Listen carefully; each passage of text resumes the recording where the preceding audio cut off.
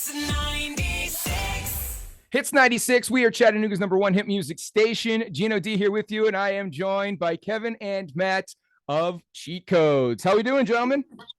What up? It's a beautiful day. Yes, it is. It looks like it's a beautiful day wherever we are. Kevin, I think you're in Los Angeles, right? If I'm not mistaken. Matt, you're in Vegas. You guys are on the West Coast. Yeah.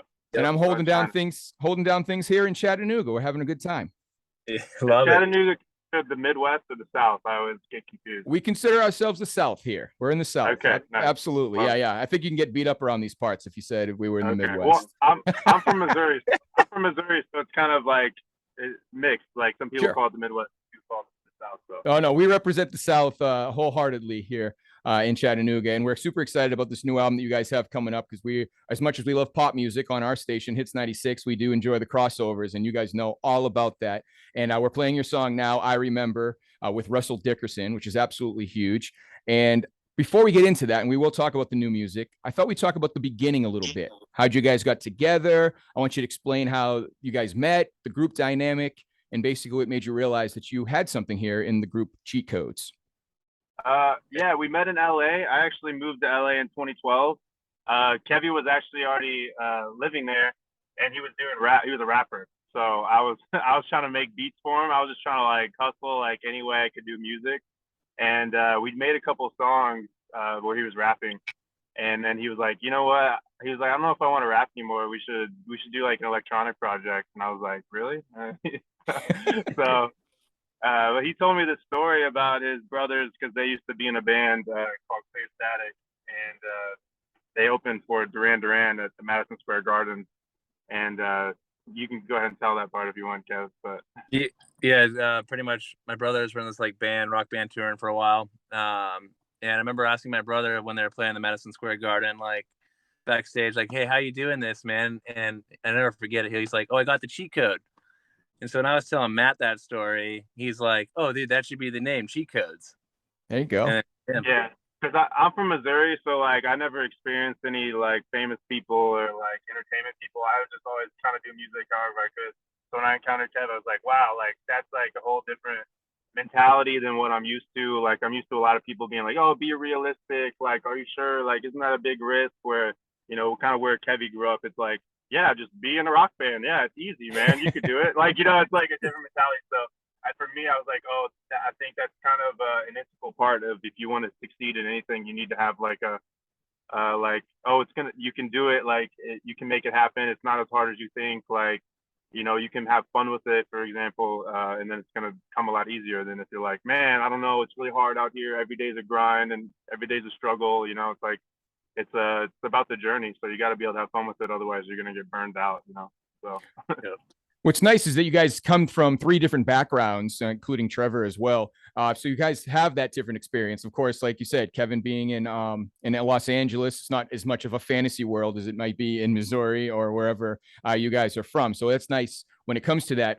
How does that affect the creative process when you guys are thinking maybe who to collaborate with, or here's the next song? Is it lyrics? Is it music? Who kind of starts that ball rolling?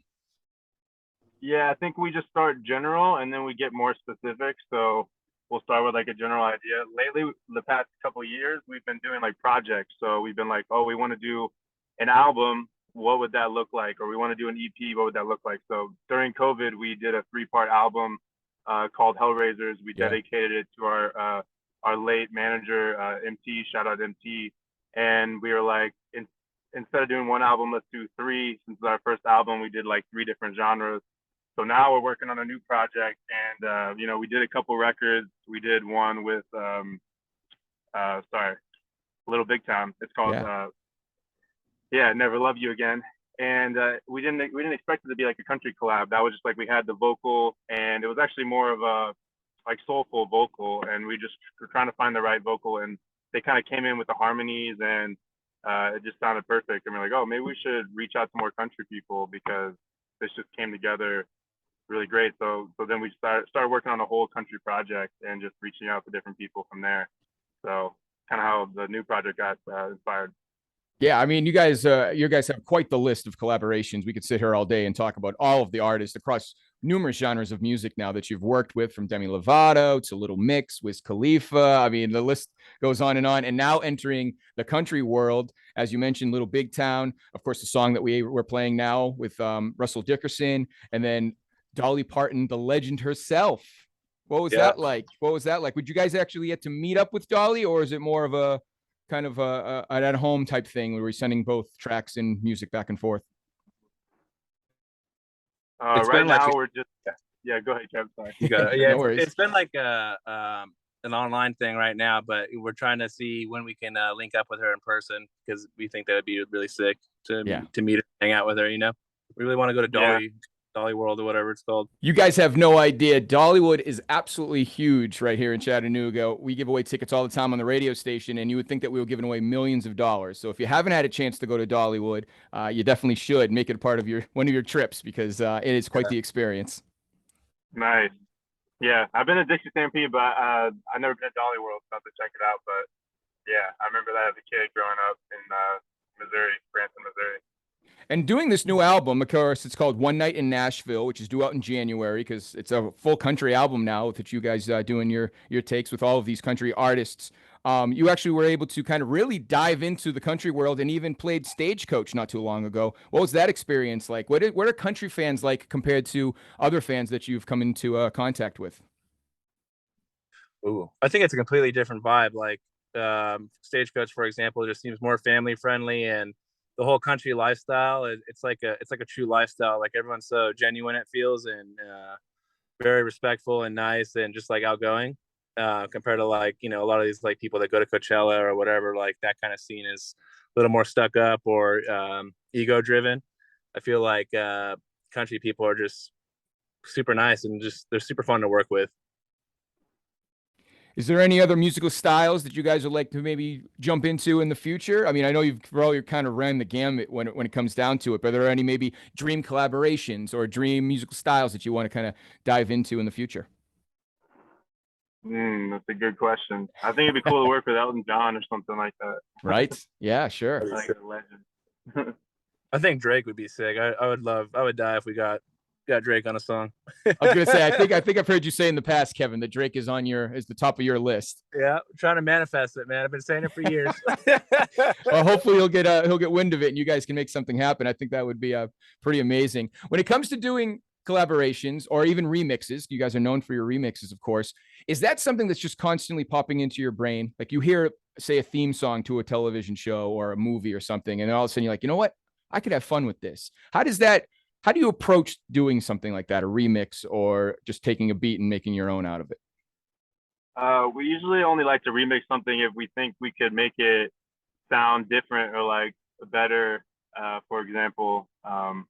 So yeah, even if it's something simple, like we're gonna, you know, up the BPM a little bit and like add like this little lead on top of it or whatever. But you know, like we did a official remix for Sam Smith, Dancing with a Stranger, and you know, the original is very slow. It's almost like a ballad, and then we kind of up the BPM. I actually have my uncle he's a radio DJ, but he also works at the strip club, and he will like play our remix like in the in the club, because he's like, this is perfect. This is the perfect vibe. So like, I don't know if that was Sam Smith's intention, but you know, we kind of flipped it on its head, and now we can expose it to a new audience. You know. No, I think it's great when you guys do that. And I know a little while ago, you guys kind of did a take on the Squid Game or music from the Squid Game. So that's why I kind of brought up the TV show things. It'd be kind of an interesting take if you guys would do a bunch of different TV themes or movie themes and kind of did your thing. I don't know. I think that'd be kind of cool. Yeah, yeah, for sure. Some Hans Zimmer stuff. Yeah, absolutely. Yeah. I mean, you can really go all over with that one. Have you ever come across a song that you tried to remix or tried to rework in some fashion and it just didn't go? Yeah, well, we try to do a lot of collaborations with like artists that we love and respect or we're friends with, and sometimes they just don't work out. So it's one of those things from a respect level and just for, you know, respecting the music. You don't want to force anything because it's not worth it, you know. So yeah, that happens a lot. It happens more often than you think, but yeah, we're not stressed about it. We're kind of like, we try to keep the creative juices rolling, always having new ideas so that nothing feels like life or death. Right. If it happens, it doesn't happen. You know? Yeah, I can only imagine in the amount of collaboration that you're doing that would be a speed bump once in a while, that you just kind of say, you know what, this isn't flowing. Let's not waste the time on this and move on to the next project. It's probably a healthy attitude to have for it, for sure. Right. You guys, as we mentioned, spent a lot of time in Nashville, of course, recording the album with all of these wonderful artists, country artists, and more. And I know you've traveled the world. In fact, weren't you guys just on a cruise ship not too long ago? Yeah. Yeah. Have any cool stories, or maybe you have a favorite place, a favorite city, or some type of experience that you've had over the years now touring the world, and one you share with us? Any favorites? I think you know what we just did do this cruise ship, this Norwegian cruise line. They just launched a new boat called the Prima. It was like the first voyage of it, and it was us. We did it with Katy Perry. Nice. It was my first time ever on a cruise.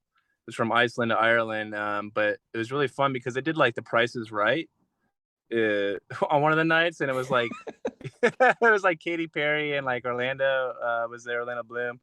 And it was just a blast, man. Like such a good time. I'll probably definitely want to do another cruise again. But it's really cool too, because on like the first voyage, they smashed the champagne against the boat. Oh, nice. There you go. You mean the ship? You mean the ship? The ship, yeah. Ship. That's a big boat. Yeah. The vessel. That is very funny. Yeah. And what was the crowd like on a cruise ship compared to being at an arena or a club? Or, I mean, that had to be a little bit of a different crowd, I would assume. Yeah, they made us do a clean set. You know, it's like more of a corporate gig, but Sure. they actually did a good job of turning it into a nightclub. Like they had like tables on the side. They had like a theater, but then they pushed back all the seats, made this open pit where people could dance like a dance floor, and then they had basically like VIP bottle tables on the side. So it really felt like a club. So it was cool. It was a good vibe. Excellent. You guys get that hometown feel in a sense. Is that kind of it's like yeah, go on. There's nowhere else you can go. You get drunk and you walk back to your cabin. So it's like perfect. Yeah, right. It's almost like Vegas, you know? Yeah, exactly. Made you feel at home. That's great. And when it comes to spare time now, of course, you guys travel the world together and doing your things. When it comes to spare time, what do you guys do to kind of kill that free time? Do you spend time with family? Do you guys separate and kind of do your own worlds? I know you're from different parts of the country. How do you guys kind of handle the free time? Ooh. I mean, for me personally, I gained like a lot of weight in 2021. So I've just been trying to work out in the gym and go on I've been doing these like 8-mile hikes every day. Okay. Wow. So that's didn't you gain the COVID-19? Is that what they call it? Yeah, dude, right. I gained the COVID 40, bro. Oh, damn, dude. But look at him, dude. He's getting a tan. He's been hiking all the time. There it is. The most tan Chico. That's it. Gotta get outside. Enjoy that sun. Fellas, this has been great. Thank you so much for the time. I know that you guys are busy doing your thing. We're going to continue to play I Remember with Russell Dickerson. What was it like working with him real quick? I mean, he's actually pretty big here in Chattanooga. He has quite the fan base. These other songs are streaming all the time now, right along yours. What was Russell like real quick? He's a good time, man. Yeah. He's a great writer. He's a great singer, and he's down to earth too. When we were in Nashville, he just like picked us up in his SUV, and we kind of like rode around, and he showed us his favorite spots. So that was like, it just felt like we were just like homies that we've known since college or something. So I like that small town, like just friendly feel. Excellent. Yeah, we were happy to have him now officially part of our playlist now because of the song he did with you guys. Because we are in the top 40 world, so we want to play those pop hits, and you guys have definitely done that. So the big album dropping in January, brand new, One Night in Nashville, full country album featuring all types of country artists and of course the guys from Cheat Codes. We're going to be looking forward to a music video for that song. We filmed something, but we might film some more until we get it right. You know? But there's something in the works. So there's something in the works. Yeah, it's something in the works. Well, excellent. Well, we're going to continue to play it here on Hits 96. We appreciate your guys' time and have fun on the road. Okay, we'll talk to you soon. Awesome. Right, Thank you guys. It's 90.